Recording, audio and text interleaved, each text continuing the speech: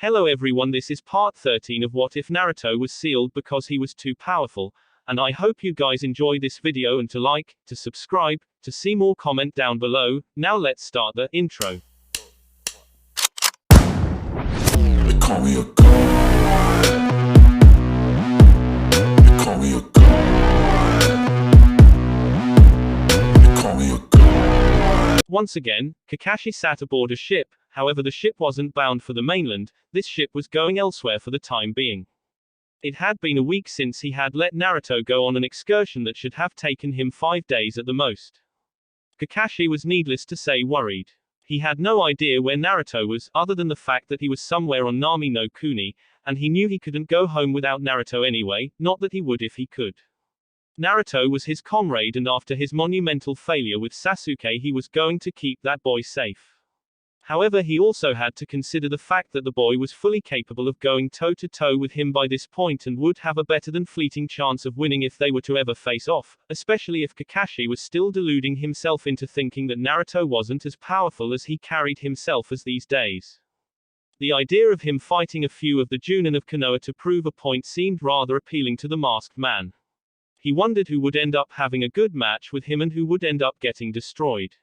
A few of the thoughts of potential Naruto vs. Konoha Junin face-offs made Kakashi nod his head and a few made him snicker. So we're finally going to get the blonde idiot, are we? Kakashi was brought back into focusing on the task at hand by Tayuya. It took long enough. Kakashi sighed. She seemed angry, but honestly she was way happier than she had been all week that they were finally going to look for him. Now that the chances of actually seeing him were well increased, she was way more manageable. Kakashi shook his head at that. He had heard from Genma about what Naruto had gotten up to in Kumo. It was common knowledge among quite a few elites due to Guy heading to his house 3 days straight while he was on medical leave that he had shared a bed with the Kazekage's daughter during their stay in Konoha following the retrieval mission. Did that kid even openly recognize the caliber of women he was attracting to him? Kakashi thought it best to play the responsible adult and burst Tayuya's bubble somewhat before they got there. Now Tayuya. It may be far more difficult to find him than you know. It's been a few days since he's landed here, so chances are his trail has long since gone cold, and that's if it didn't rain. Tayuya visibly deflated while Shikamaru groaned at the prospect of actually having to work on this mission. So what are you saying we have to do, Kakashi-sensei? Kakashi scratched his hair sheepishly. If I can't pick up Naruto's trail, I'll have no choice but to have us wait for him here to return. There's not much else we can do if we can't even find him. Tayuya raised an eyebrow in confusion. Wait. If we can't find him and he ends up getting whatever he needs to do done, what makes you think you can wait him out? Won't we just end up missing him? His dumb ass will probably end up heading back towards Mizu no Kuni, or even Hai no Kuni once he's done with whatever he's doing. Kakashi gave her a knowing eye smile. But there's one place that I'm certain he'll end up making his way to at some point. Either he already has, or he will at some point, and if he's already been there, it's all the better for us. That can be a jump-off point for us to search for him. Shikamaru was intrigued. Kakashi was talking like Naruto had been there before. Where exactly are you talking about, Kakashi-sensei? Kakashi simply smiled at Shikamaru and Tayuya. I guess you'll both find out when we get there. XXX. Azushiogaku, underground catacombs. Naruto and Sai had allowed Hamako to sleep after telling her the entire story about what had occurred during the destruction of Azu. They had refrained from telling her exactly what it looked like up there. Well, Naruto did. He had to elbow Sai in the face to keep him from blurting it out. Not exactly the most subtle in social situations, that Sai. After telling her all that they knew and had found out about what happened, they let her cry herself to sleep. And after coming to the conclusion that letting her rest was the best plan all around, they both took up positions against the stone walls and got some rest themselves. During this time period, Naruto almost grabbed Hamako and dislocated her shoulder when she startled him in the middle of the night. Sheer willpower kept him from doing so, as all she was attempting to do was just lay against him. Instead of pushing the distraught girl off of him rudely, like Sasuke Uchiha would have, he wrapped an arm around her and let her stay with him. He was obviously the closest thing to her old life that she had, and the only person showing any empathy to her situation, as Sai's face stayed as plain as a brick wall the entire time they explained the situation to her. The only thing he simply could not get used to was her calling him Uzumaki-sama. That was just weird. So the next morning they were taking a guess as to the exact time of day, seeing as how they had spent an undisclosed amount of time underground. Naruto gently shook Hamako awake and looked across the room to see Sai simply staring at the two of them blankly. Pretty creepy thing to wake up to. Good morning, Sai Kuhai. Sai took that as his cue to stand up. I believe it's time we exit the premises, Naruto-senpai. Naruto nodded and let Hamako adjust her eyes to being open before he let go of her and stood up to start stretching. I agree. But what are we going to do about Hamako? He looked to her as she yawned and rubbed her eyes. What are you going to do when we get out of here? Hamako immediately woke up properly upon having the question sprung on her. I'm not really sure, Uzumaki-sama. I don't have anywhere to go. The massive statue that seemed more akin to her pet now walked up to her and kneeled down. Hamako gave it a sad smile and patted it. It will be okay, Kamenu-kun. We'll be fine. She then made a few hand seals and placed her hand on the statue, Kai. The statue, or Kamenu, shrunk to the size of a 4-inch doll that she wrapped a rope around and placed around her neck. She looked at Naruto and Sai, one who seemingly didn't care, however his eyes lied on that front, and the other, who just stared in awe. What? Naruto pointed, you can control that damn statue and shrink it. How the hell are you doing this stuff? Hamako shook her head. Don't you know anything about Fuinjutsu? Your clan are the best Fuinjutsu users in the entire world. Naruto rubbed his neck sheepishly. I guess it skipped a generation, or several. He noticed Hamako staring at him. What's the matter? How old are you, Uzumaki-sama? Hamako asked, her voice deadly serious. And what level of seal mastery would you say you were at? Naruto and Sai looked at each other. 14. And I don't know. I can't tell all of the seals that go into Kamenu, but I was able to stop him for a bit. What does that make me? Hamako's jaw dropped. You're not even level 3 yet. You're 14 and you aren't even at level 5. Naruto shrunk under her, yelling, yeah, I guess so. Is that a bad thing, Hamako? Hamako grabbed him by his collar and pulled him close to her face. Everyone in your clan can at least say that they were level 7 before they were 15.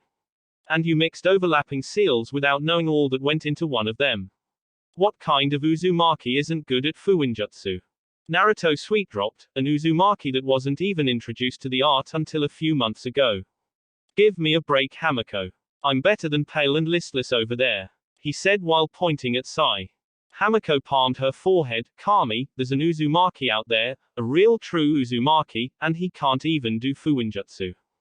Naruto took offense to this. Hey.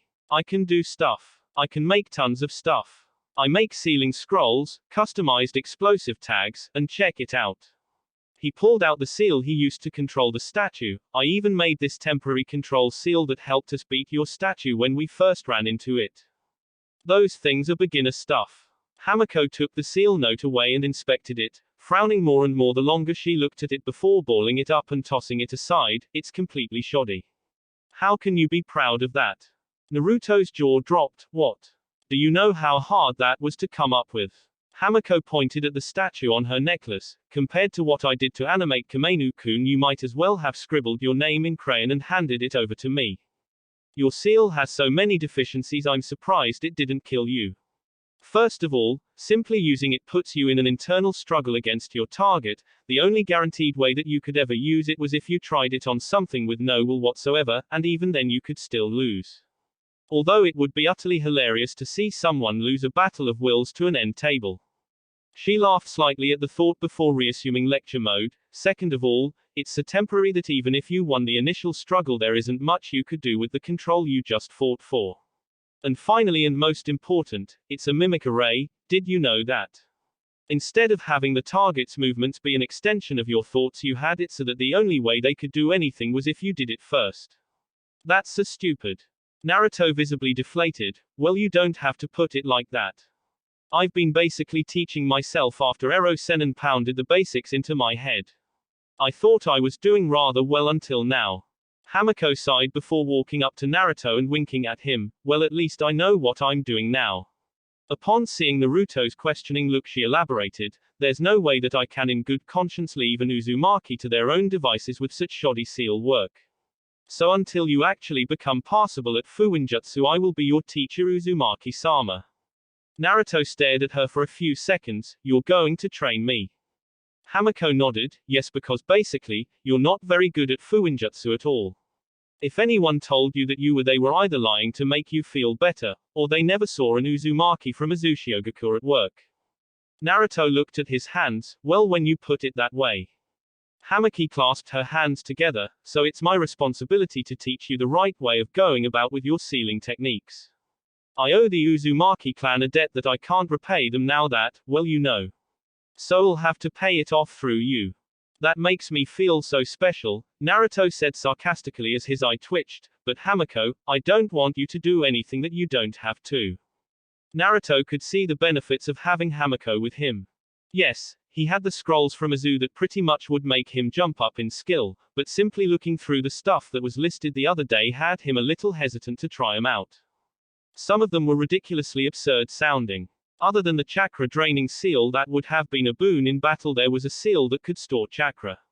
Store chakra. Store chakra and transfer it between people to recharge their reserves, like an adrenaline shot of chakra, and he didn't even want to know what could happen if he screwed that one up.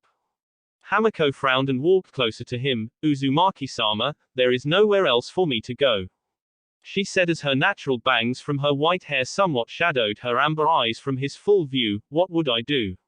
I'm completely out of place here, I know nothing of this current world I now find myself in, and you are the closest thing to my masters that have been so kind to me for my entire life since they found me and taught me everything I know. She bowed to him. I would be honored if I could go with you. Naruto looked at Sai, who didn't have any helpful facial expressions to help him out, or any facial expressions at all. Thus Naruto was forced to go with his gut on this one. That and Hamako seemed like a good girl, although the sooner he could break her of that Uzumaki-sama crap the better. Naruto picked her up by her shoulders to get her to stand again. Hamako, no bowing. I'm not noble, I'm just some guy with the last name Uzumaki. But I have a question. Why were you stuck inside that vault? Sai came forward, finally speaking. I would like to know that as well, Hamako-san. Naruto-senpai and myself were very surprised to find you in there. Hamako took up a thoughtful look. I don't know. Sensei said that he was going to leave the future of our village up to me. I thought he was going to let me head up with him to fight, but then I ended up unconscious, and when I woke up I saw you too. Naruto shifted his new sword on his back and turned to head down the corridor. We can figure this stuff out later. We still need to get to the surface.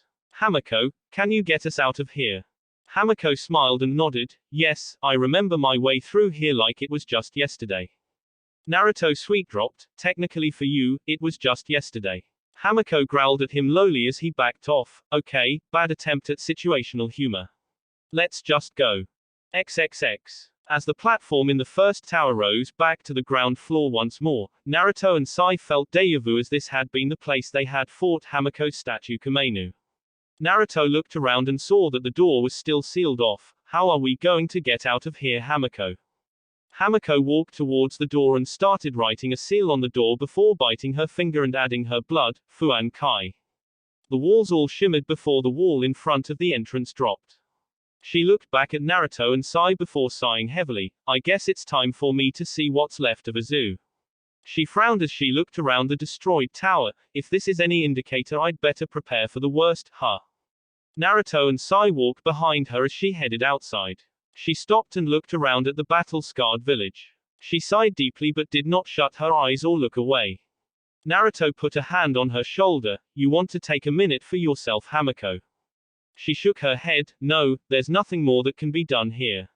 Uzushiogakure was my home. Well, this isn't Azu anymore. It's nothing but ruins now. Even if I stayed, what would I do? Live like a hermit on the grounds of a destroyed village. I'll go with you instead, Uzumaki-sama. My entire life has been to serve your clan. It's all I know, thus it is all I'm willing to do. Naruto looked at her strangely. She's kind of like Haku, only knowing how to really serve. Doesn't she have her own dreams and goals? The way she's talking, it's as if as long as there is an Uzumaki about, she can move along. No, Uzumaki-sama, Hamako. Sai walked out ahead of both of them. Let's go then.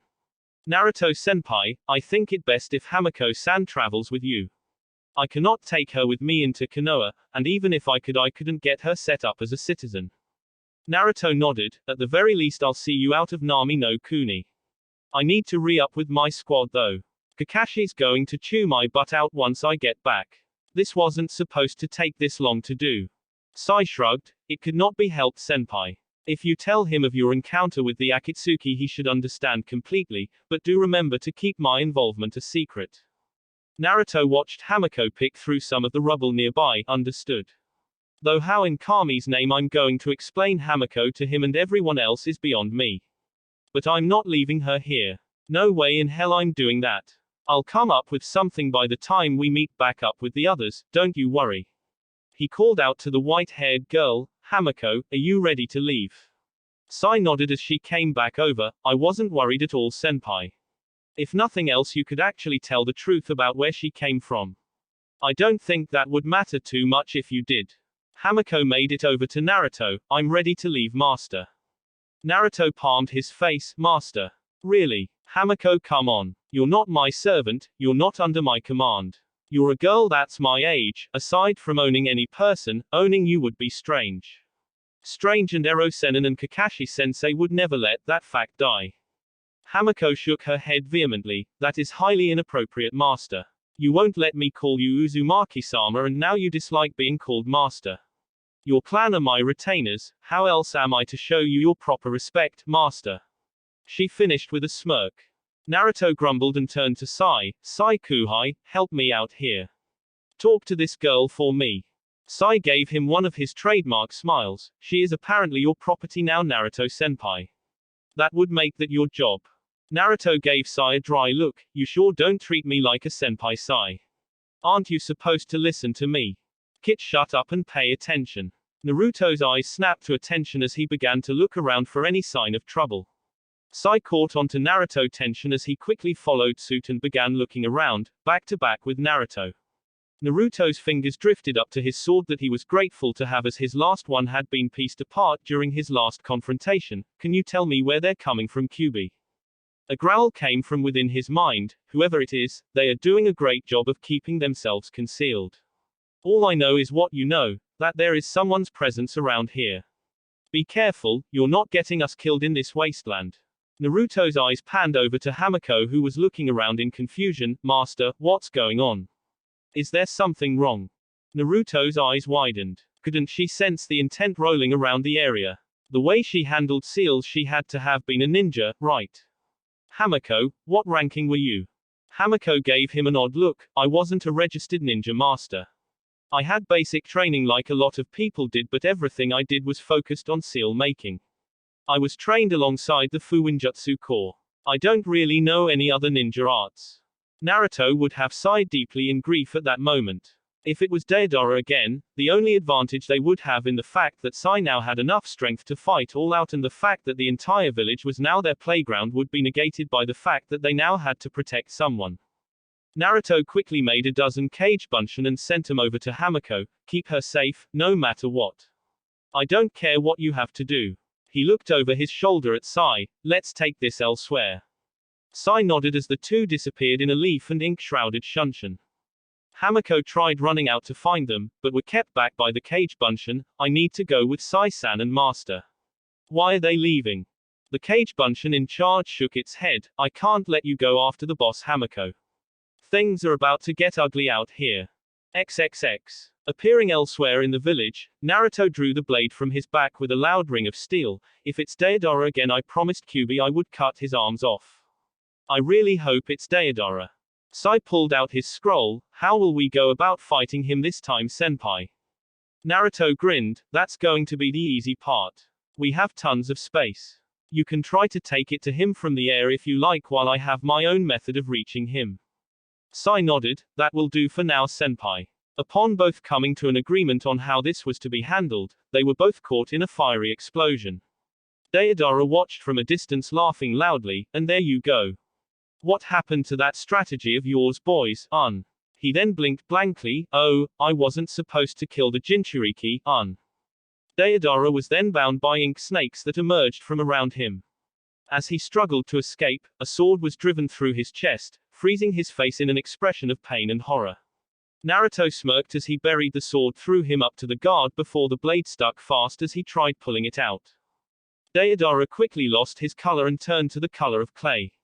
Naruto panicked and channeled wind chakra to his blade to pull it out and get distance as the clay figure of Deidara exploded. As Naruto landed from his evasive action, Sai came to his side. That was a nasty little surprise. It looks like he has a clone technique of his own as well.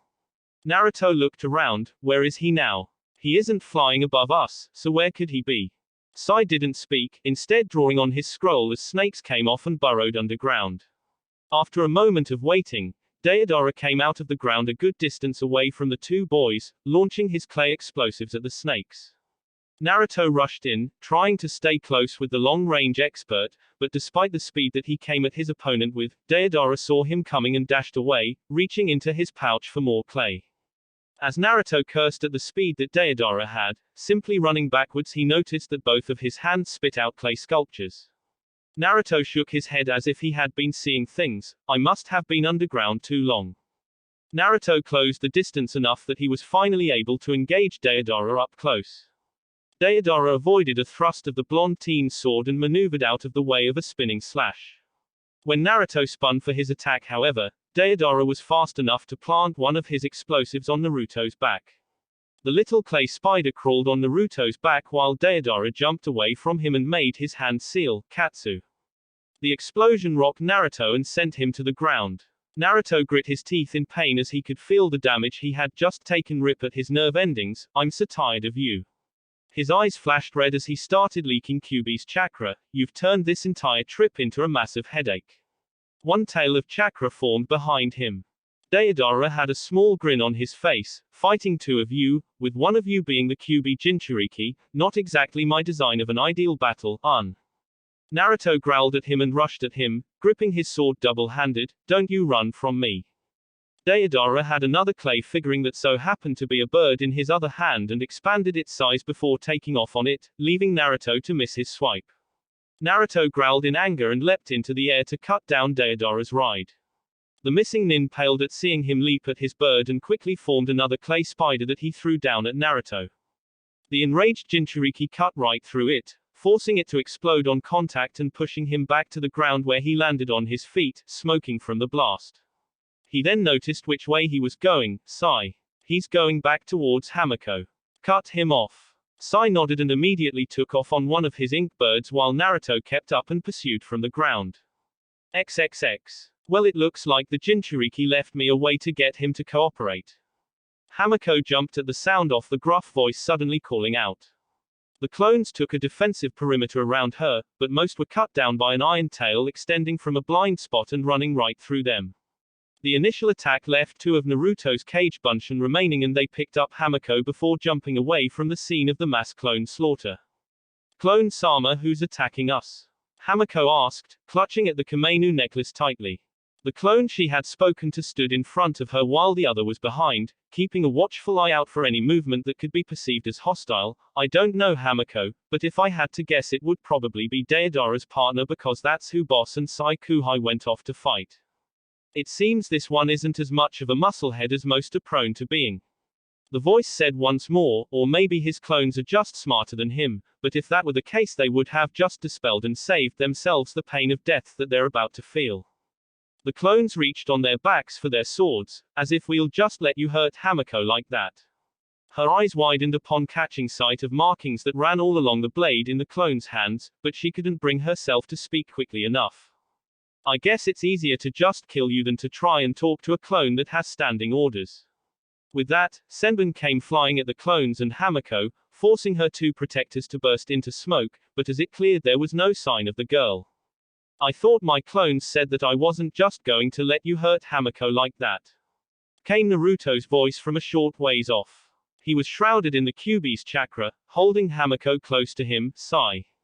Sai's bird landed behind Naruto, who placed her on its back alongside him. Naruto-sama. Naruto gave her a small smile. It's okay Hamako. He looked at Sai. Take her with you. She'll be safer than if she were down here with me. This fight is more along my alley anyway. You take Deidara, just remember to sever his arms from his body somehow for me. He gave him a questioning look. Can you take Deidara all on your own? Absolutely. Sai looked at the figure who had appeared while they were talking. A hunched, grotesque-looking man wearing the Akatsuki robes, but are you sure senpai? Naruto followed Sai's line of sight and narrowed his eyes upon seeing what his root comrade saw. I'm absolutely sure. If you can, get her somewhere you know will be safe and keep her there while you deal with Deidara. I know you'll be way better equipped to fighting him this time, but she could still get hurt up there with you two going at it. Sai nodded, understood. Good luck, senpai. Sai then took off and left Naruto to his own devices amid the ruins of Uzushiogakure. Naruto faced down his opponent and drew his sword from his back. Well, you must be Deidara's partner. It sucks for both of you, because you're obviously strong or else you wouldn't be here.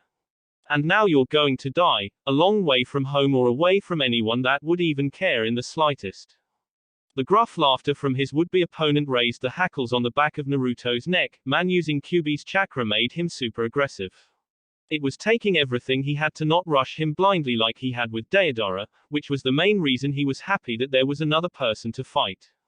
The man began to speak. I would say the same thing to you, Uzumaki, except I can't.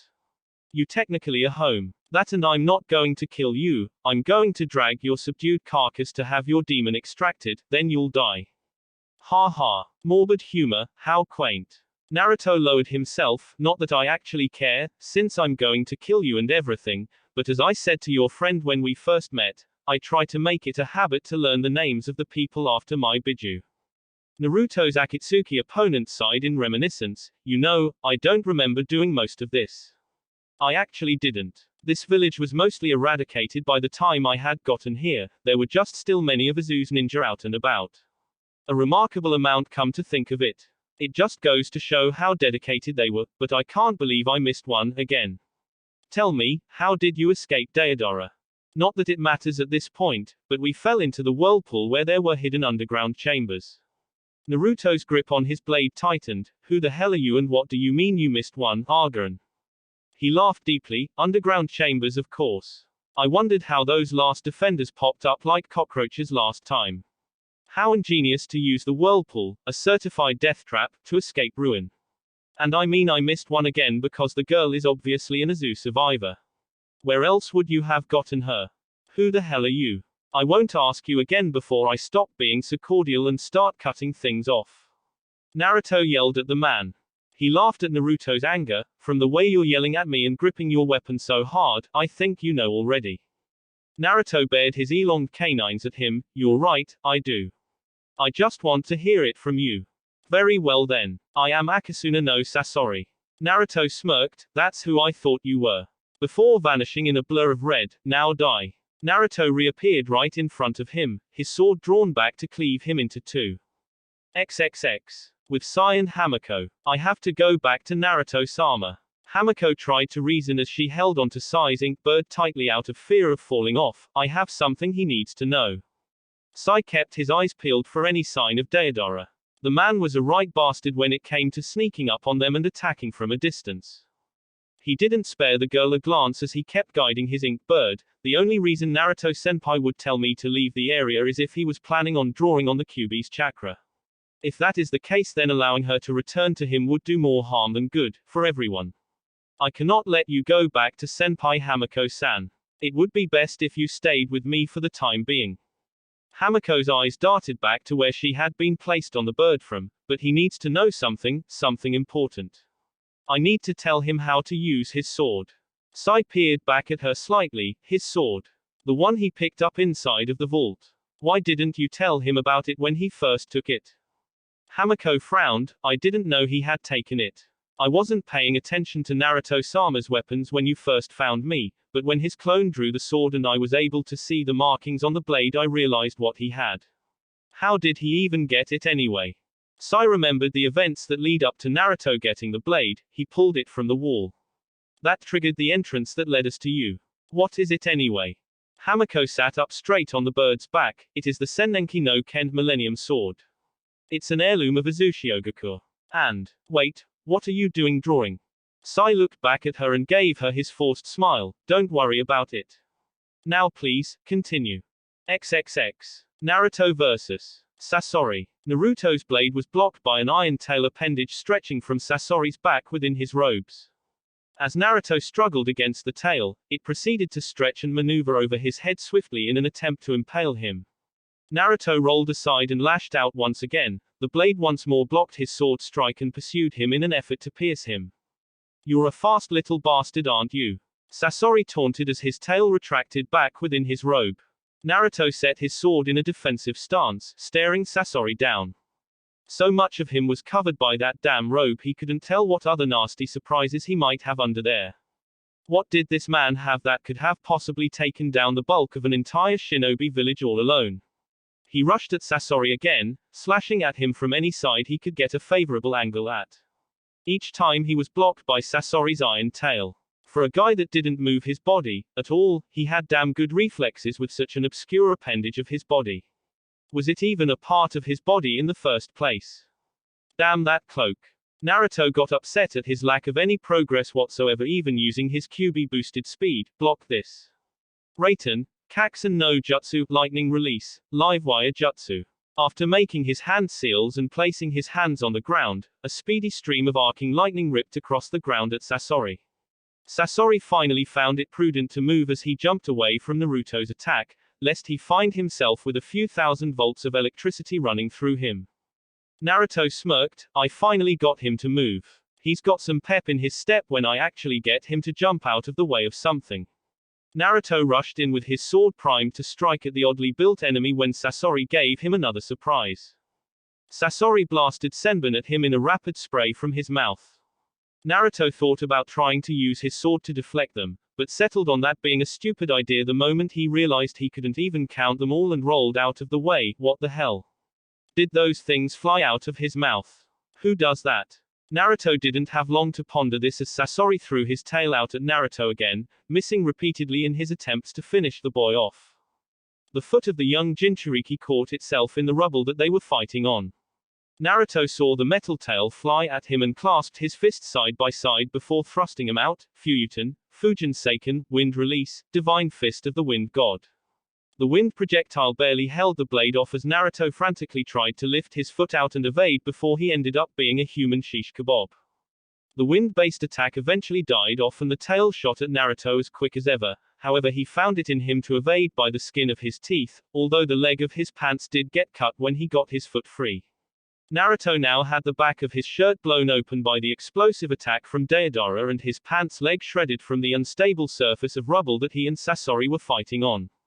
Naruto inspected himself. The wounds on his back had long since healed and the cuts and scratches he got pulling himself free were mere trifles.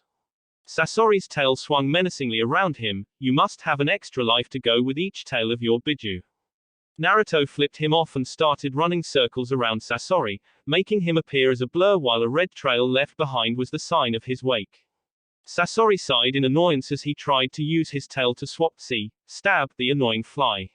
All he hit was nothing, as simply penetrating the red haze that settled in Naruto's path while he continued running around him. "You're really beginning to work my nerves, boy."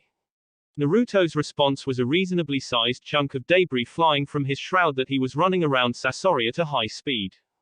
Sasori's tail moved swiftly to intercept it. Soon thereafter even more debris flew at him at an even higher pace. The speed steadily increased, forcing Sasori to give his iron tail a good workout to block them. This pattern continued until Sasori tired of blocking chunks of building and stuck his tail directly into the circle, getting a series of rapid popping sounds for his trouble.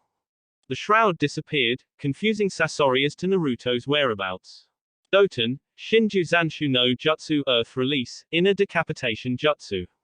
Naruto emerged from the ground directly behind Sasori and slashed his body up repeatedly before landing a distance away and sheathing his sword, and that's how you do that. That was a good move, kid. Sasori's Akatsuki cloak was cut to ribbons, finally dropping off of his frame. That might have worked if I was normal. On his back was what appeared to be a demon mask with the iron tail extending from the mouth of it. Naruto palmed his forehead at the sight of this. "What are you? You barely look human." Sasori laughed. "That's because this is a puppet boy. My puppet armor, Hirako." Naruto's teeth made a loud clicking noise as he found himself undeterred by this news. "Well then I guess I'll just have to smash your puppet armor to get to the soft, squishy puppeteer underneath, won't I?" Sasori laughed again. "You can try, boy." Sasori raised the right arm of his puppet which looked like a torpedo and fired it at Naruto who easily dodged. However, this was only the beginning. The torpedo rotated and launched tons of wooded cylinders from within. Naruto didn't like the looks of them whatsoever and tried to get more space when the cylinders broke open, launching a large amount of needles in all directions. The boy crossed his arms in an X pattern frantically, Fuyuten, Senpu Kakasui, wind release, whirlwind pyramid. Naruto's defensive wall kicked up, violently pushing the deadly needles away and shrouding the area in dust and debris. As the battlefield cleared, Naruto was nowhere in sight. XXX. Naruto had taken cover in a crater outside of the area that he and Sasori had been fighting. To get to Sasori he had to crack the puppet armor, but that damn tail. He couldn't cut it, and he had been trying to use his wind chakra through the blade the entire time. It was like it wasn't chakra conductive, which made no sense. It was in a vault, in a ninja village.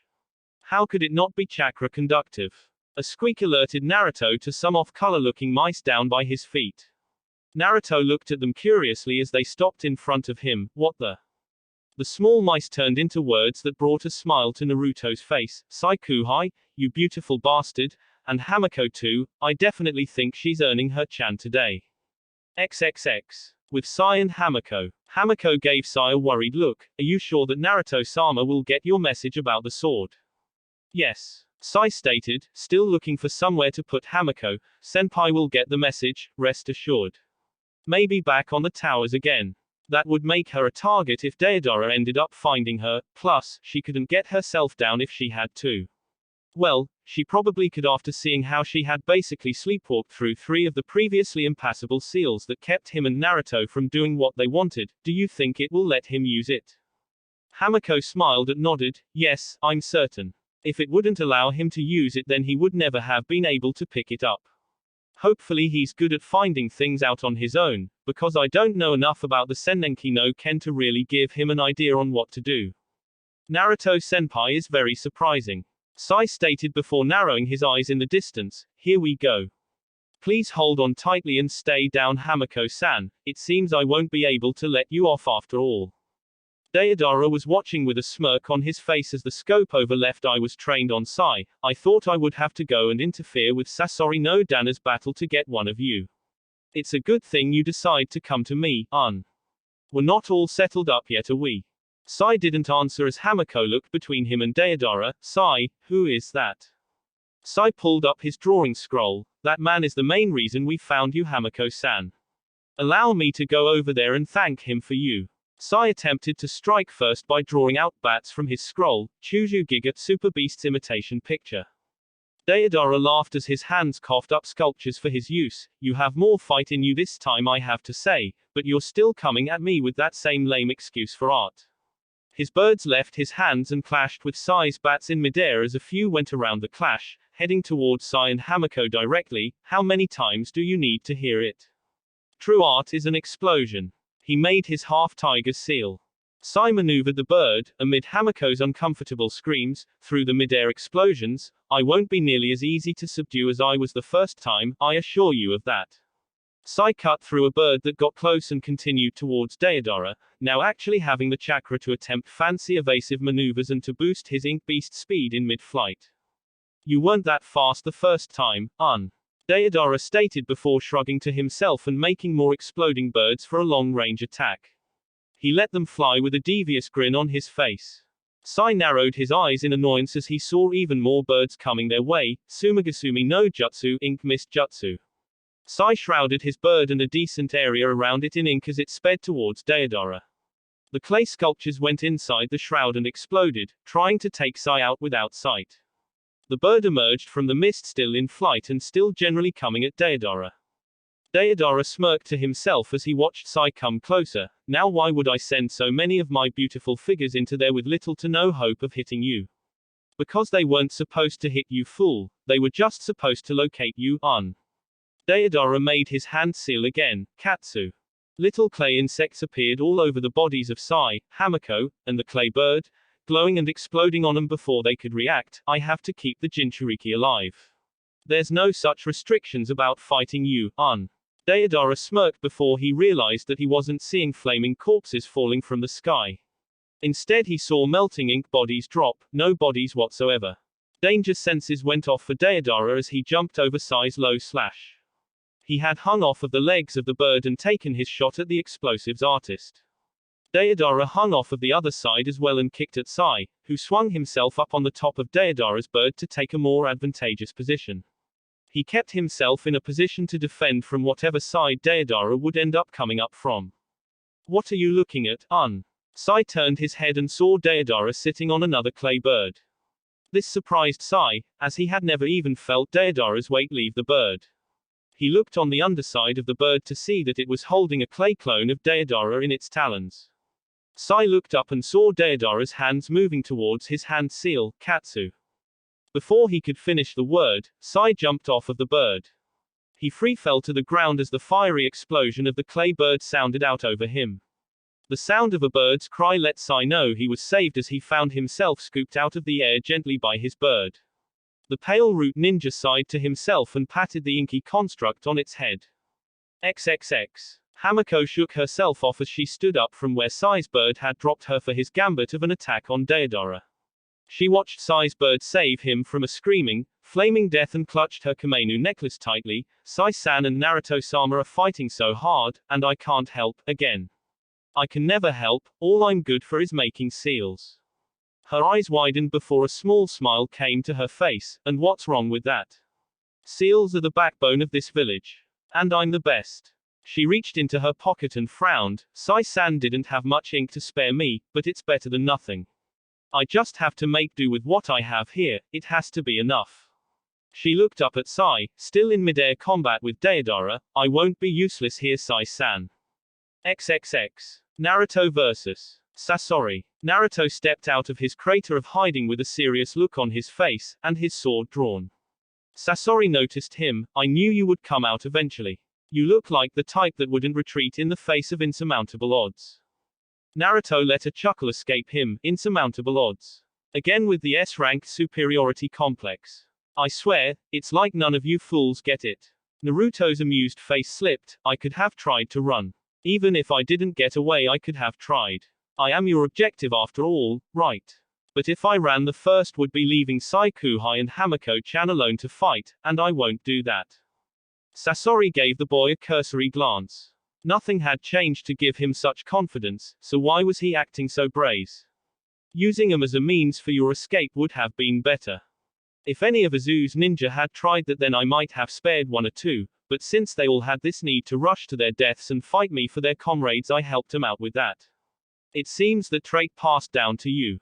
Naruto's face never changed. Saikuhai is my comrade. Due to the way he was brought up and trained, much like myself, he's something like a brother to me. Root may do anything to finish the mission, but we do not turn our backs on our comrades. He's fighting Deidara for me, for my safety, and I won't leave him to his death by running away from you. And Hamako-chan. I would never leave her either. I missed the opportunity to save someone like her before. I wasn't strong or smart enough to do so. But now I am, and I'll be damned if I'll let her be alone in this world just because one man is after my life. Naruto held up his sword in front of his face, blade facing directly up as it began to glow. Sennenki no Ken, I am your master whether you accept it or not. Now help me take this bastard down for your nation. The wind around Naruto began to kick up as a smirk came to his face. I don't know what this is supposed to look like. All Hamako-chan said was that I had to exert my will over the sword for me to use this. Oh well, let's try it. Sennen Hake, Ikijirawe, Millennium Release, Primary Materialization.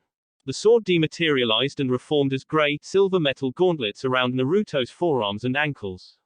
A wicked blade came from the sides of each of the outsides of Naruto's arms. On his legs, surrounding his sandals, there was also a blade along the outsides of his legs.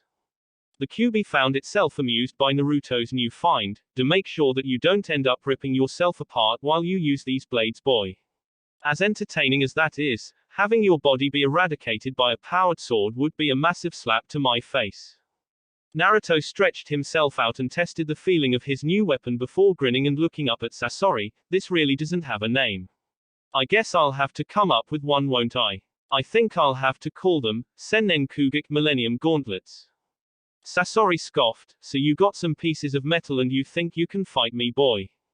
Naruto shrugged. It's worth a try. Now let's see what these things have got. Hyakunin Chukakaru, Century Rush. Naruto circulated his Kyuubi chakra around him while pushing wind chakra into his blades and rushed at Sasori directly. In response, Sasori thrusted his iron tail at Naruto, who slashed at the man with his bladed arms. Naruto moved his body into a rapid motion and took on the appearance of a red-edged buzzsaw. The two clashed and moved past one another. Naruto simply stood straight up and stared at his hands blankly after the attack. Sasori, meanwhile, felt his puppet armor fall around him, unusable due to the damage it had taken. As Naruto felt and heard the body of Hiriko collapse, a grin came to his face. Sai vs. Deidara. Deidara watched Sai come ever closer atop his ink bird construct. He's much faster and more reflexive this time. The last time it was like he was fighting in slow motion. Sai had been flying circles around Deidara for the longest time. Having expected to blast Sai out of the sky much like the first go-around, Deidara had pumped a lot of exploding clay into the attack on Sai's ink mist feint. He even had to sacrifice one of his birds and an entire clay clone in an effort to defeat the boy, but he was still hanging around. Sai, on the other hand, felt that he needed to invest in bringing more ink in case of emergencies. He had been using ink since he first found Naruto on Nami no Kuni. He never thought he would be fighting a member of Akatsuki, and he couldn't borrow any ink from Naruto due to Naruto losing all of his as well as his seal paper to the whirlpool. He was running out as well, but unlike Deidara, once he ran out of his long-range specialty, he still had a weapon on his back to use up close. At this point it was a matter of outlasting him and getting close again. From there Sai had to be able to finish. Getting sick of fighting in the air, as he felt that it left Sai with something of an advantage due to his lighter airborne creation, Deidara started directing the height of the fight lower and lower. A mid-air dogfight was looking less and less appealing when Sai pulled up right on his tail. Meanwhile, Sai was wondering how he should go about attacking Deidara from his current position. Ideally he would be able to draw something to shoot him down, but Deidara apparently had a propensity to counter his attacks in a rather explosive manner, and if he did it from this range, Sai would be caught in the explosion. Attacking with his blade in close was also not very appealing. Deidara was slippery and he could detonate the bird he was flying on at any time. They were too close to the ground and moving too fast for Sai to bail out and freefall to escape again. When Deidara looked back at Sai with a knowing smirk, it put him on high alert, and that feeling was well founded when Deidara proceeded to jump off of his bird's back before tucking and rolling along the ground. Sai's eyes widened as the bird came to a dead stop and began to glow. Crossing his arms in front of his face as some method of defense, Sai ended up being thrown off of his ride violently by the force of the explosion, taking nasty burn wounds across his arms and torso as well as the sheer impact damage of falling along the ground. Sai rolled onto his belly and crawled along the ground as the blood from a gash on his head soaked into his hatay and down his face. This really isn't good.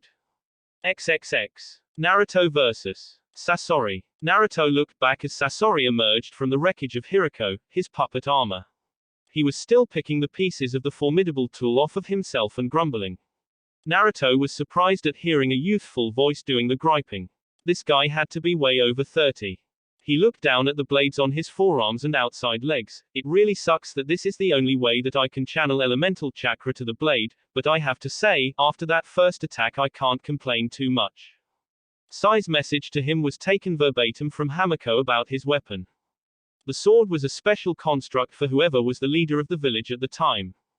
The final ceremony towards finding a new leader was finding someone that could find their way to exert their will over the blade and bend it to their will.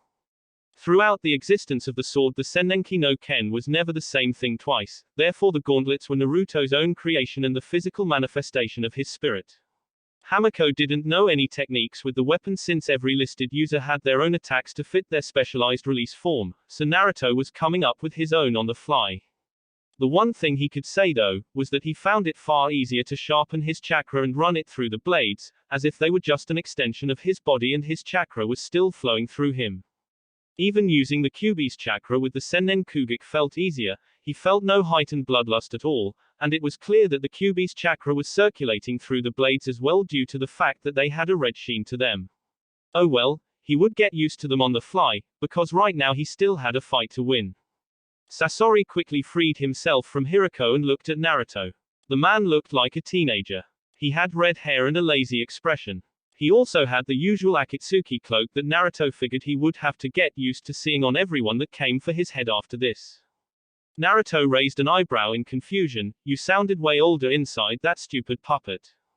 Sasori gave Naruto a cool glance. So I've been told. A puff of smoke surrounded him, so I guess that it's time for me to get serious. When it cleared there was a puppet with spiky, long, black hair in a black cloak. Allow me to introduce you to my favorite puppet. The Sandaime Kazekage. Naruto raised an eyebrow. So you made a puppet in the image of the Sandaime Kazekage? Why? Sasori laughed. No, this is the Sandaime Kazekage. I defeated him in battle and claimed his body as my puppet. It took a moment for Naruto to really understand what he had just been told, and it hit him like a sack of bricks. So you killed a cage and turned him into a puppet. I know a puppeteer. Those things he has are elaborate, and not made of people. You made a human being into a puppet. I'm not even going to ask you to go into detail about how you managed to do that. Sasori nodded. Good, because sitting here and explaining it to someone that won't be conscious for too much longer would be a waste of everyone's time. With that, he sent the Kazekage at Naruto. Let's do this then. Naruto rushed out at the puppet. I'll break this one too. Naruto went through the motions for his buzzsaw-esque attack that he had used to destroy Hiriko, Hyakunin Chukakaru, Century Rush. A motion of Sasori's fingers opened the mouth of the Kazekage as an iron powder began to file out. It then took the form of a solid iron wall directly in front of them both. Naruto's attack hit the iron barrier and the two metal forces made a horrible grinding noise before bouncing off.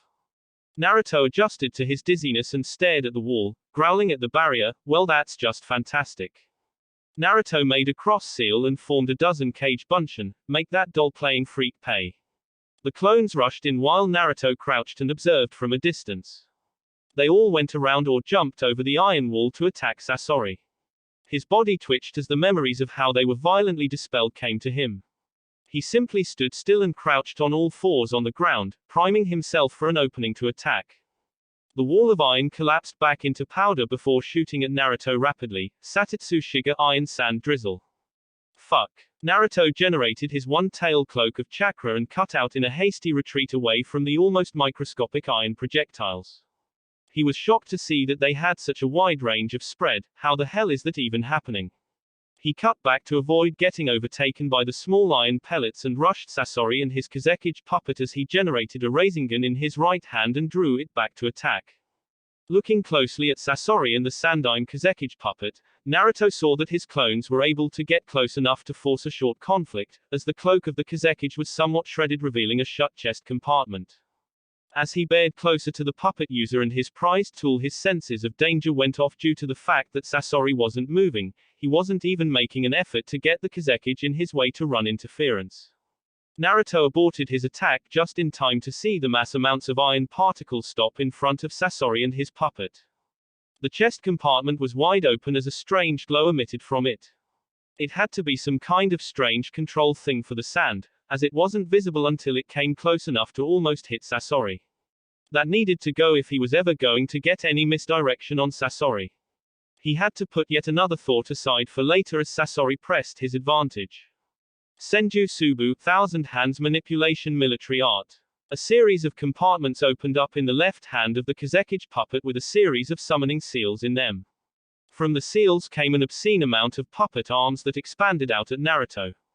They crashed directly in front of him as he dodged the move. Naruto prepared his body to cut right through them before he got another nasty surprise from Sasori. After detaching from the Kazekage, the arms shot poison gas that Naruto was caught off guard by. He quickly emerged from the cloud and went through with his plan to utterly eradicate the puppet arms with extreme prejudice, using his modified taijutsu to dice them up almost effortlessly, turning them into useless chunks of wood. His vision started to swim as he set himself back into a stance to battle with Sasori. He stopped and glared at Sasori, who took the time to speak to him. Do you feel it yet? The paralyzing effects of my poison. Naruto frowned. So that's what that was. Kyuubi, systems purge please. Naruto cringed at the feeling of Kyuubi running his chakra through his organs and nerves to clean his system before smirking at Sasori. Yep. Felt it. It's not really that bad. It's like a mixture of tons of stuff I've already had before. You deal with it once, you can deal with it all at once. Your poison is useless. For not showing it, this significantly caught Sasori off guard. He had somewhat been banking on his poison to subdue Naruto. It was meant to paralyze Naruto and slowly kill him over the length of 3 days. How else was he going to capture and transport Naruto all the way to a point where he could have his Biju extracted without paralyzing him? He would wake up and break away. But now that his poison proved to be ineffective, he had to come up with a new way to keep Naruto down without killing him. Naruto, on the other hand, didn't have such restrictions, and immediately proved that to Sasori with his next move. Naruto pulled out a handful of shuriken and layered them with wind chakra before throwing it at Sasori. The puppeteer called forth another iron wall to block for him, but Naruto ran through a series of hand seals, shuriken kage bunshin no jutsu, shuriken shadow clone jutsu. The sheer raw amount of shuriken made by the replication technique stuck into as well as went over the iron wall, where Naruto then made his next move, flying through more hand seals, Raiten, Kaminari shuriken, lightning release, lightning shuriken. The shuriken above Sasori's head began to rain down a torrent of electricity that forced him to flee alongside his puppet. A few jolts actually hit the Kazekage puppet and gave Sasori a significant shock himself as the electricity coursed through his body. The smell of the burnt hair and flesh from the Kazekage wafted through the air. Sasori's eyes narrowed as he saw that the attack had disrupted his puppet's magnetic apparatus. It was slowly losing its power and would soon be useless and deactivated. Naruto grinned at Sasori. "You aren't going to beat me with a lucky scratch, Sasori. You need to actually finish me to claim victory. I wonder if you actually have anything capable of doing that. How did you even take this village down anyway? This village became too dependent on its fuinjutsu."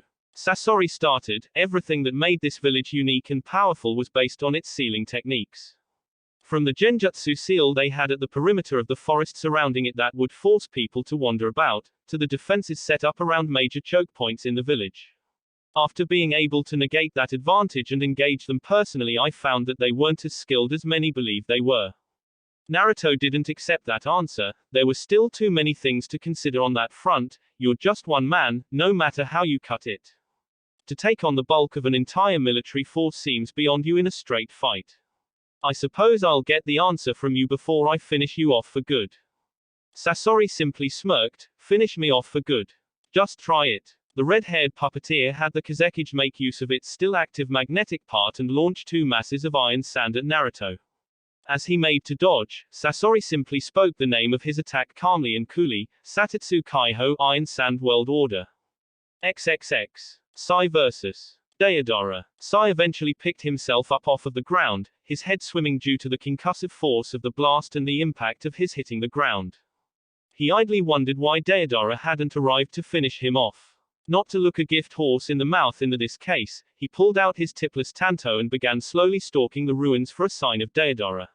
He fell off of his ride as well. Even if it was intentional, there was no way that he was at 100% himself after that. He limped along the area looking for Deidara. Why was that bastard so good at covering his tracks? He and Naruto never even saw him every time he attacked until it was too. Boom. Late. Sai found himself rocked by an explosion that came from under him when he placed a foot on the rubble that made up the bulk of Azushiogaku. Sai's sandal and pant leg on his right leg were destroyed. Stepping on a landmine, so that's what Deidara had been doing for so long. Looking at the burns on his leg, Sai was extremely grateful that Deidara's explosives didn't have any shrapnel in them. Walking was now a chore, and running. He didn't even want to think about how he would run for the time being. At this point, his best bet was holding out until he could get some assistance in the form of Naruto, but seeing as how Naruto had his own opponent, he needed to figure out his own way to win or at the very least survive. For the time being, all he could do was take a rest and hide. He was next to worthless the way he was, and trying to move now would probably make things worse than they already were. Sai ran through his supplies and checked his stuff.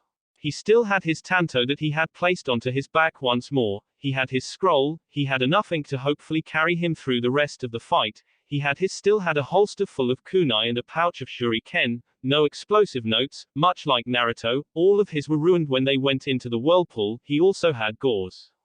That was what he needed right now, something to cover his wounds to keep them from getting infected while he was running around the battlefield. Wrapping his torso, his now exposed arms, and his wounded leg, he let himself settle for a moment. He pulled up his scroll and drew up some ink mice to search for Deidara in the meantime so he could at least perhaps get the drop on him once he felt well enough to move before a subtle clicking noise alerted him to his left. Turning his head, he saw a clay insect sculpture with its eyes glowing red. Sai immediately propelled himself out of his area of hiding before he found himself caught in another explosion. As he looked around he saw a dozen of the insect sculptures crawling his way. Suicide sentries sent out by Deidara, but where was the man himself? That was what Sai needed to know right now. In the meantime he drew out his shuriken and tried hitting the explosives before they could get any closer. As they connected with them, the blast signified that he had finished them off, but now it was abundantly clear where he was and he could be picked off at any time by Deidara. This was made abundantly clear when Sai looked up and saw clay birds circling overhead. As they came careening down at him to finish him in a suicide dive bomb, he heard explosions come from behind him before a massive shadow covered him with its stone frame, covering him from damage as the blasts rocked his apparently mobile cover. That was close, Sai-san. Sai turned to see Hamako right next to him with a small smile on her face at being able to reach him to assist. Hamako-san, what are you doing? Senpai gave me orders to make sure you were out of harm's way. Hamako frowned as even more explosions sounded out around them. Well, that's not fair to you two, is it? Doing all of the fighting alone like that. And even more so to me. What am I supposed to do if you two are killed here? I don't know anything or anyone in this time. How am I supposed to get along? If that's the way things are going to go, I might as well fight too and risk myself as well. Sai winced somewhat as he was beginning to feel his injuries, the adrenaline from the hiding and searching finally wearing off. You aren't a shinobi, Hamako-san. You couldn't help either myself or Naruto-senpai in combat. Hamako gave him a deadpan look. Really? Because what do you think is shielding you right now? Your iron will to live. Sai sweet dropped with an expressionless face, random misplaced and sturdy debris. Hamako kept her look as the explosion stopped. Kamenu-kun, let's get Sai-san moving again. He's no good to us if he can't even dodge. We have to be the ones to move for him. The statue was what Sai was thinking. How is a statue going to move for me? I'd be better off moving on my own feet than relying on that massive thing to get me around safely. He didn't have time to dispute with her, however, as the stone cover that had been his saving grace just moments ago had picked up both him and Hamako and set them on adjacent shoulders before stomping along the battlefield. Sai looked at Hamako, who was smiling at being able to seemingly help. This is going to hurt me more than help me. I can't use chakra on this statue, remember. It absorbs any that come into contact with it. Hamako grinned and patted the side of Kamenu's head. Oh, that. I turned that off.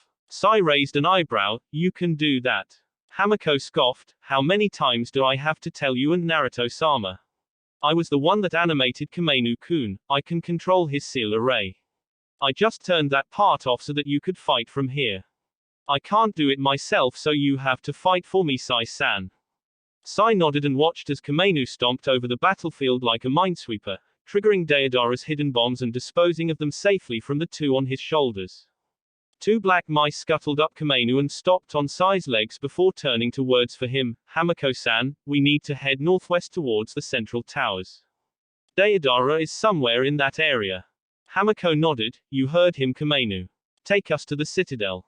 XXX. Naruto vs. Sasori. This is total bullshit. Naruto yelled as he dodged ever-expanding branches of metal from running him through.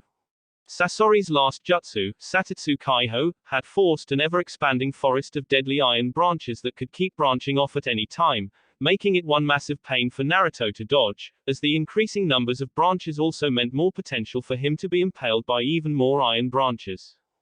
Naruto couldn't even anticipate the attacks due to the sporadic habit of the attack to break off and expand randomly. It quickly trapped him deeply inside. His entire reason for keeping in one piece thus far was the fact that he had extreme reflexes and senses from the QB's chakra in addition to the chakra cloak that the QB used as an early warning radar for danger, early warning as in a quarter of a second. Naruto now stood in the middle of a forest of iron spikes that stretched out over a massive amount of space. For some reason all of that evading took it out of him. And the blades on his arms and legs began to feel heavier and heavier, like such weapons should feel as opposed to the light as air feeling that they had when he first activated them. Naruto began panting. QB, what's happening? You are not very attentive towards your reserves, are you? You couldn't feel the blade siphoning off your chakra. The demon in question asked in a disbelieving fashion, you didn't think that natural feeling of feeling your chakra flow through the gauntlets like another part of you was just a perk, did you? It was steadily siphoning off your chakra to power the transformation. No, I didn't feel it. I've never really run out of chakra before, not like this. The gauntlets fell off of Naruto and turned back into his ninjato before he fell to his knees, his hand on the handle of the weapon. This is not the time for this, give me more chakra. Psi**, if you use my chakra as a glorified soldier pill, you're going to be the walking dead after this fight is over, you know that, right? Especially since you're using it as a replacement for your own instead of just as a bolster. Naruto mentally rolled his eyes, as if Kyuubi could see it. Do I have a choice right now?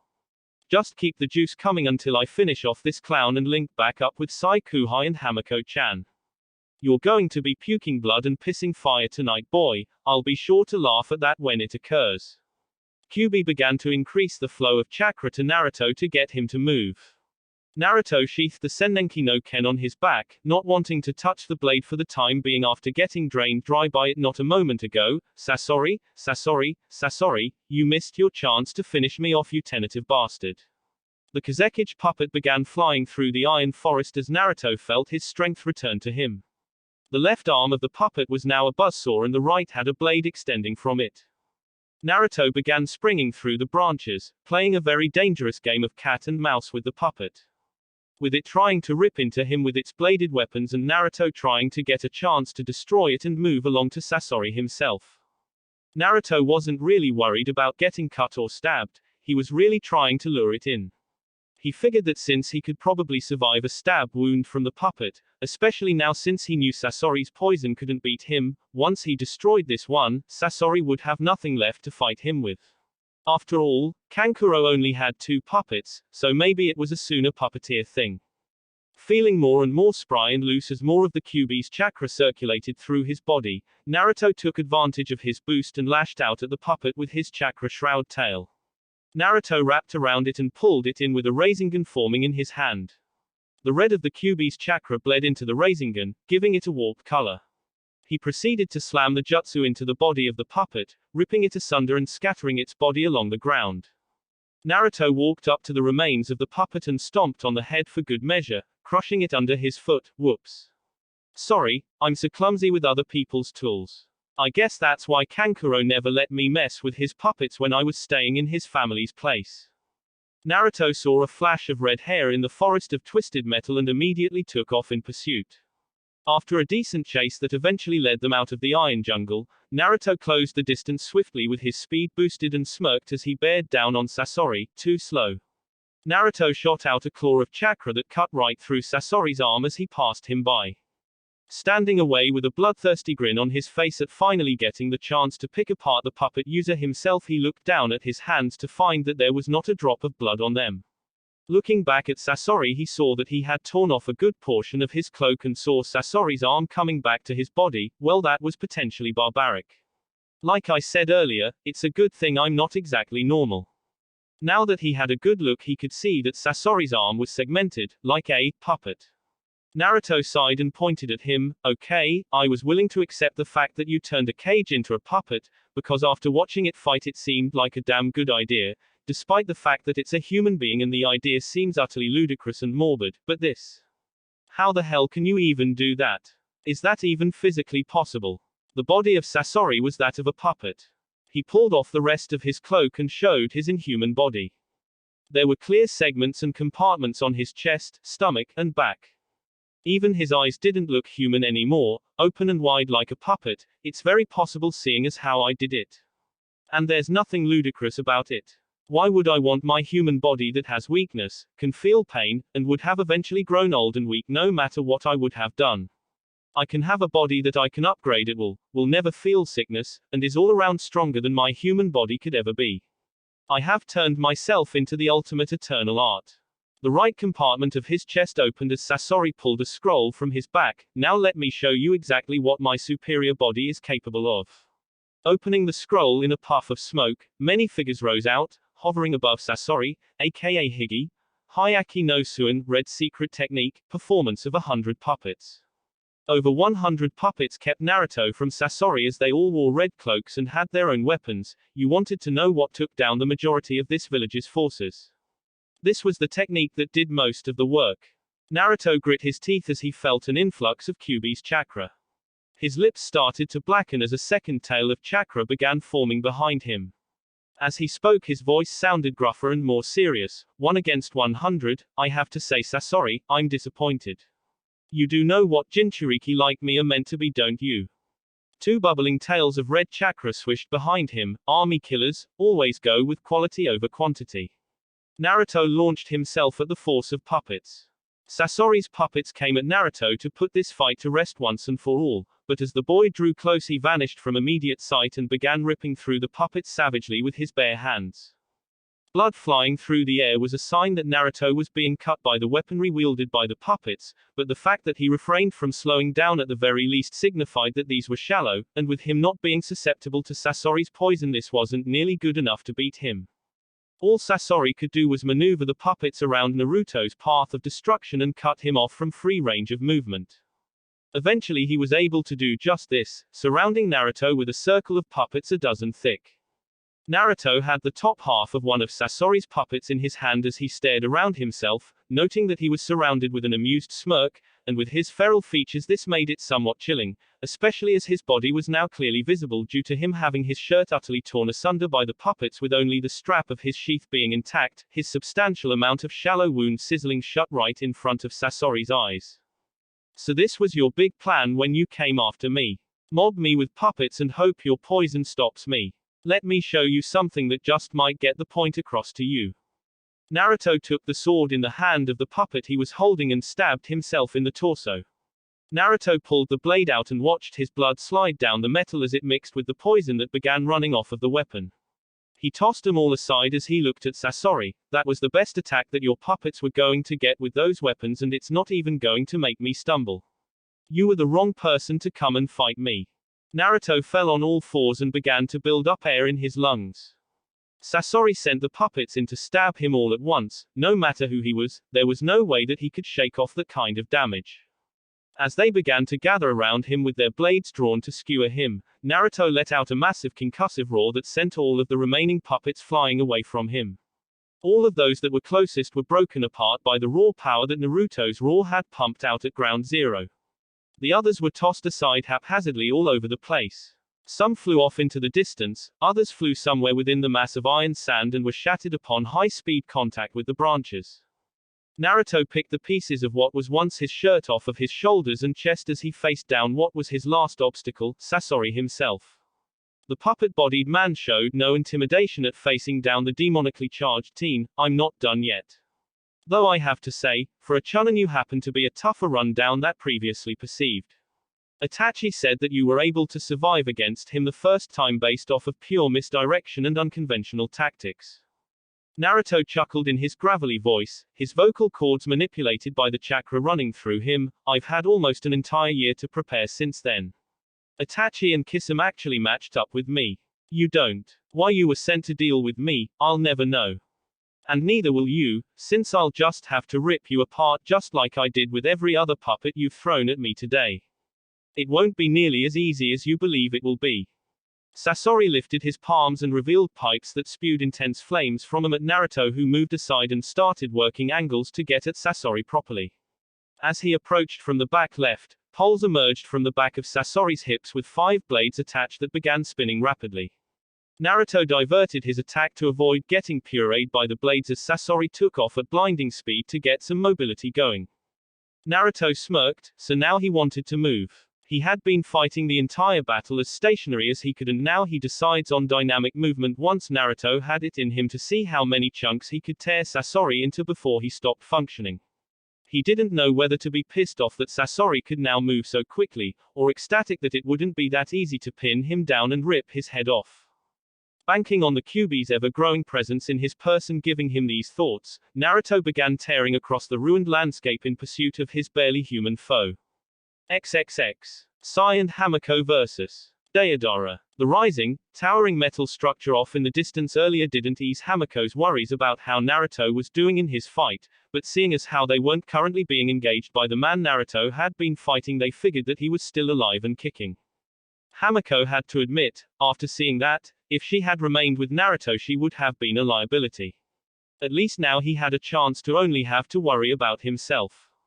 Besides, Sai seemed to require the aid after seeing how heavily he was bandaged and knowing that he didn't look like that when he dropped her off he must have been injured pretty badly to require that. They had themselves to worry about for the time being. As they neared closer and closer to the triumvirate of towers that Naruto and Sai had found so much misery in on their first day in a zoo, they noticed that there were no more mines. Since they were getting closer to Deodara's position, didn't that mean there should have been more of them, and yet Kamenu hadn't run over any in quite a while. The pale boy looked over at the silver-haired girl who didn't seem frightened at all about heading off to fight. Aren't you at least a little unnerved about fighting this person? He's been giving me and Naruto-senpai fits ever since he first showed up. She turned to Sai. Are you scared? Sai frowned. I don't have feelings like that. Hamako shook her head and started looking out at the path as they neared closer to the towers. I'm not scared. I'm not even supposed to exist in this time apparently. I should have died with everyone else, but I didn't and now I'm here. Why would I be afraid of dying in a battle that I'm not even supposed to be alive to fight in the first place? As long as I can help you and Naruto-sama, then I'm okay with this. Sai's eyes narrowed as they now stood between two of the towers, with the other destroyed, one on the other side of the clashing rivers that made the whirlpool that gave the village its name. He was around here somewhere. There was no reason for him to leave, he had the complete advantage here. Deodara watched from his cover of rubble from across the river. Sai and some white-haired girl were riding a statue, a giant walking statue. He couldn't have grinned any wider if Sai had painted a multicolored bullseye on his chest. He stuck out on that thing's shoulder like a sore thumb, and while he could see how it would have been useful when avoiding his sentries and land mines, now that he was here to actually take shots at Sai himself, it was naught but a hindrance. If that's how this is going to go, then I can finish him without going through the rest of my clay, or even moving. He rubbed his broken leg. Jumping from a speeding bird in flight was not one of his most capital ideas. However, the plus side, from the look of Sai, it certainly worked for him as he didn't really look much better off whatsoever. His hands spit out a wad of clay that he manipulated into 3 bird sculptures that he sent flying out at Sai and his newfound ally's pet statue. Hamako saw the first one coming and pointed out at it. Kamenu-kun. The statue swatted it out of the sky. In response, it exploded on the arm of the golem. It was so close that Hamako could feel the heat from the blast on her entire body. Sai saw that there were 2 more coming in from both sides of Kamenu. Thinking fast, he moved over to the other shoulder and pulled Hamako off along with him just in time for the 2 birds to collide with its head, taking it out. Hamako gasped as she saw her favorite creation collapse, its head crumbling and falling off as it fell backwards. She turned to Sai anxiously. Where is he? Those last 2 came from nowhere and Kamenu is gone. It took me so long to make him. Sai kept her head down and kept her from looking back as they crawled along the ground. Hamako was the most mobile of the 2 of them, and that was not a good thing by any stretch of the imagination. Hamako-san, what can you do to help us here? Hamako turned to him and pulled out a small stack of blank seal notes and the minuscule amount of ink that Sai had given her back in the catacombs. I may not be a shinobi, but if I can get close to him I can finish him myself. Sai was skeptical of her chances to actually defeat Deodara. You believe that you can win? Hamako grinned. Do not underestimate the power of Fuinjutsu, Sai-san. The sound of whirring drifted through the air, confusing both Sai and Hamako. What on earth is that? Sai looked up, thinking that they had somehow been found, and saw a man with red hair flying through the air with the use of some strange appendage on his hips. He then saw a mass shrouded in red plow into the figure, sending it careening into the side of one of the towers, blasting a massive hole in the side of it.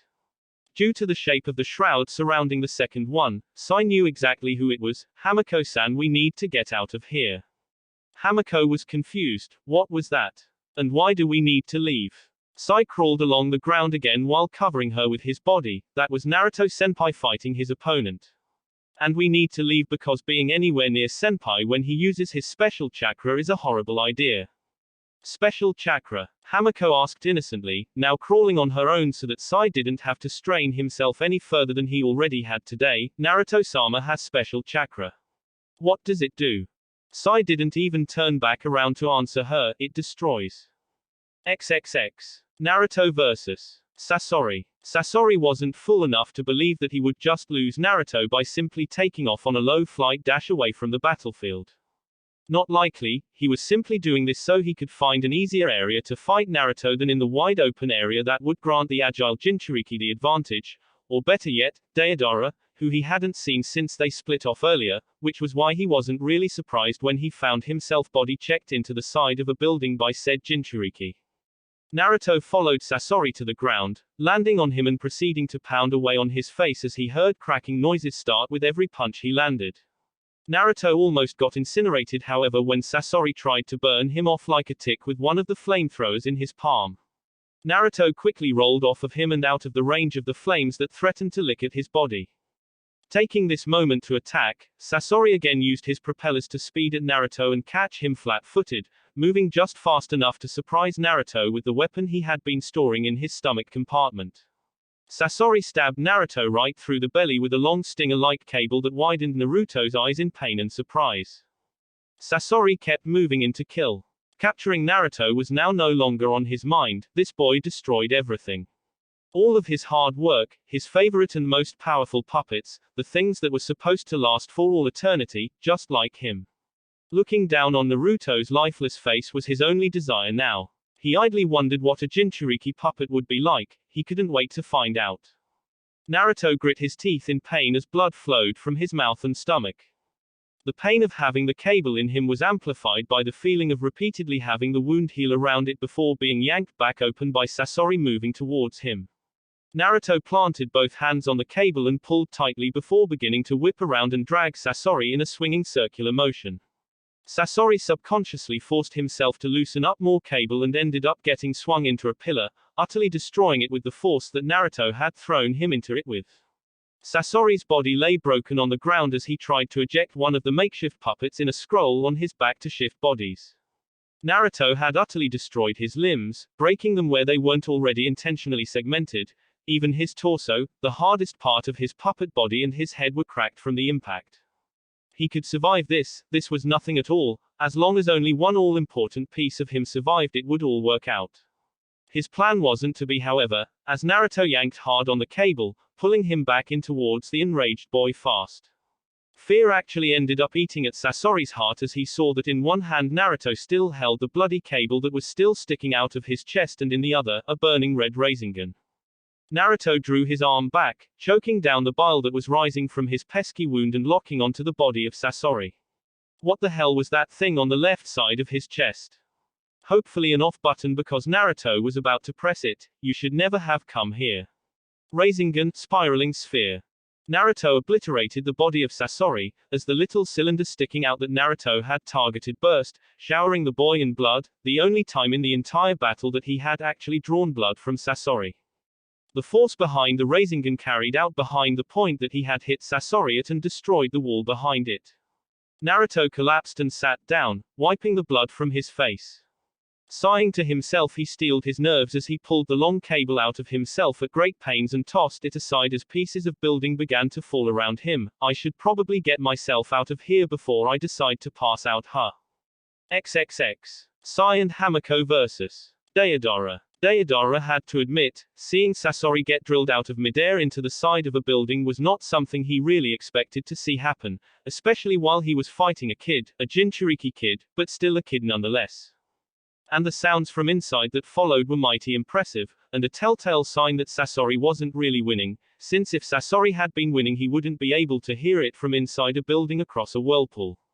And that flash of red light that came from the holes inside didn't really scream victory for Sasori no Dana, either if he had to guess. Deidara chuckled as the noises of the battle died down and the only noise left was the sound of the whirlpool only 50 feet at the farthest away from him. He shook his head, knowing that Sasori most certainly didn't win that fight, not the way things had looked when he had seen him clash. He says all of that crap about art being long-lasting and then he goes and gets himself wasted 1 second later. A sound of growls surrounding him alerted him to his current predicament. Deodara found himself surrounded by lions constructed of ink as Sai limped towards him with his tanto drawn. You shouldn't have been paying so much attention to Naruto-senpai's battle while you were in the midst of your own, or did you forget about me? Deodara chuckled at the sight of Sai and his lion slowly moving towards his downed form. I guess I should rethink my views on you, shouldn't I? He revealed one of his clay figures sitting on his shoulder, putting Sai on guard. You have art that can both be here for long periods of time, or be gone in a flash. However, I think that wishy-washy way of thinking is cheating and makes me sick. At least Sasori no Dana had the decency to choose one side of the fence while you balance in between. With that he picked up the figurine and placed it into his mouth, chewing and swallowing it, much to Sai's surprise. Deodara smirked as his body began to rapidly expand. I'll turn your little pencil drawings into art for you, because true art is an explosion. Sai turned to run, but with his leg he had no way to escape no matter how big the blast was.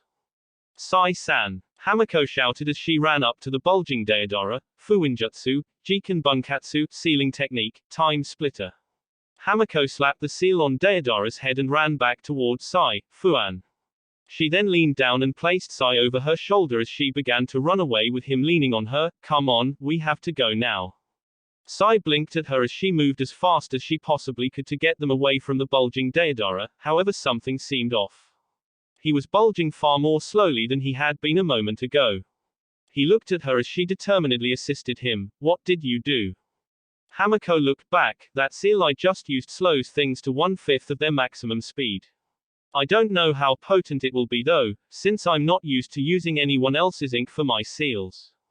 Sai looked back to see Deodara slowly approaching critical mass. So what are you saying? Hamako gave him a nervous smile. Due to a disconnection between me and the seal it might break. By break, you mean? Sai fished nervously. Hamako looked back, utterly backfire and fail in about 5 seconds, and that's being very generous to my seal making. Sai said nothing and simply pulled the rest of the ink he lent Hamako from her as he started drawing on his scroll, Chuju Giga Super Beast's imitation picture. Sai quickly summoned up an ink bird that swept him and Hamako up and flew off. The seal on Deodara's head slipped off as he returned to regular speed. Art is an explosion. Before detonating himself and taking out a good chunk of riverside land. Hamako looked down at the explosion left by Deodara. Well, that's certainly an interesting way to go out, don't you think, Sai-san? Sai didn't look with her. He's not dead. The expression on Hamako's face showed skepticism towards believing that Deodara was still alive. He blew himself up. Now if there's any way that you yourself have personally seen anyone live through that, I think it would be common knowledge even to someone like me. Sai shook his head. This isn't the first time that he made a false figure of his explode. He probably switched himself out with it before we were able to reach him once he realized his partner was dead. Even if he could have defeated us, he wouldn't be able to beat Naruto-senpai afterwards, making his staying here any longer a null point. Hamako nodded before her eyes widened. Naruto-sama. What happened to him? Is he alright? Sai turned the bird around to head back towards Naruto's last known whereabouts. XXX. Deodara limped out of the vicinity of the village, using the trees for support. I guess I'll have to wait until next time, little pale drawing boy. He said to himself as he walked along. With Sasori no Dana gone, it seems that you're the only one I can test my own art against now. He looked down at the mouths on his hand. I wonder. Will it be my art of a single moment, or your ink constructs that trumps the other in the end? A smile slowly made its way onto his face. For some reason I can't wait to find out. XXX. Sai landed his bird in the midst of the tower that Naruto plowed Sasori into and let Hamako off while he stayed on it with his wounded leg. Hamako ran to the collapsed building and sifted through the rubble. How did the building even fall? Sai yelled back from his place on the bird. Deodara's blast must have been strong enough to take out what was left of the tower. Naruto-senpai probably did a number on it from the inside to weaken it as well. Hamako picked through significant pieces of fallen building. Naruto-sama. Are you alright? Say something if you're still alive. Ow. Naruto pushed a chunk of roof off of himself as Hamako ran over to check his injuries. Please tell me you killed that bastard Sai Kuhai. Sai's bird walked over with him on its back. Sorry to say I couldn't, senpai. He escaped after you killed your opponent.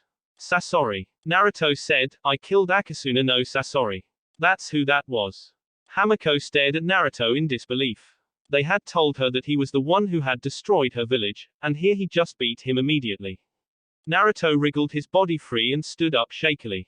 He walked past Hamako and set a hand on her shoulder before moving along to Sai. You look beat the hell up, Kuhai. Sai gave him his smile, as do you, senpai. I would venture to say that you probably got it worse than I did. Naruto scoffed, yeah, but I can walk. Sai shook his head, that's because you have the Kyuubi inside of you. Normal people like me actually have to deal with their injuries. If chunks of building fell on you and you can just pick the pieces off and walk up to me, that kind of tells me you aren't normal, doesn't it? He took a moment to think, how did the tower fall on you anyway? By the time Deidara's suicide clone exploded, you should have been long gone.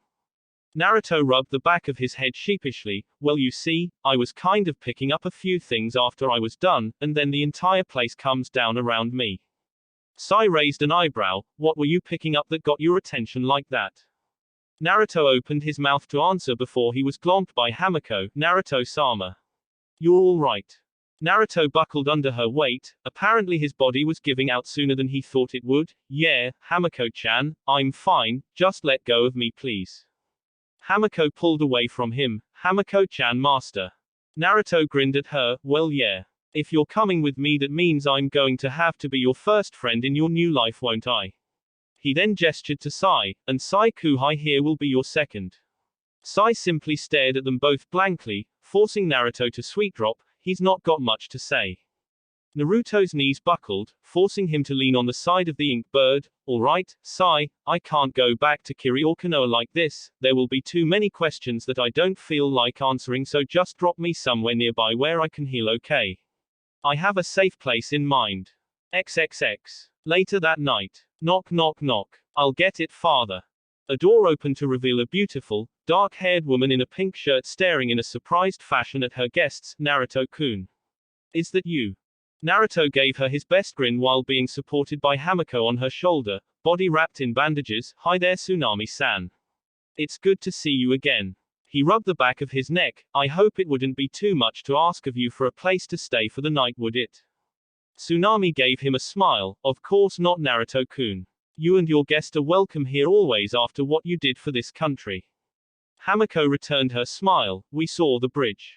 He almost fell out when we did. Naruto chuckled. Yeah, I didn't really see that one coming at all. Tsunami giggled. Yes, Kakashi-san said the same thing too when he arrived. Naruto blinked at her. Wait, you said when Kakashi arrived? He came back here before without our team. Tsunami shook her head. No, he's here right now with 2 other kids. As a matter of fact, he was the one that said that you would probably be showing up here in the next day or 2.